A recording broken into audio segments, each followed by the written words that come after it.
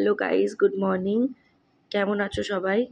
আমি খুব খারাপ ছিলাম। দুদিন ধরে অত্যন্ত জ্বর, মানে জ্বরে গা পুড়ে যাচ্ছে। দিনে 4টে করে ক্যালপল খাচ্ছি, এরকম অবস্থা। গলা ধরে গেছে, কথা আওয়াজ বেরোচ্ছে না, এমন অবস্থা আমার। শোচনীয় ছিল। আমি দুদিন কোনো ভ্লগ দিতে পারিনি। এই অবস্থায় কালকে গিয়ে আমি ভোট দিয়ে এসেছি। তো অবভিয়াসলি এটা তো আমার অধিকার, এবং এটা দিতেই হবে, এটা কম্পালসারি, যত শরীর খারাপই হোক। তো আমি দিয়ে এসেছি খুব ভালোভাবে।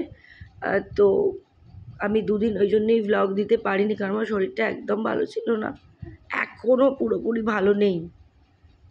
আজকে আমি সকালে উঠে ভাবলাম যে না, আজকে থেকে ভ্লগ দেওয়া স্টার্ট করি।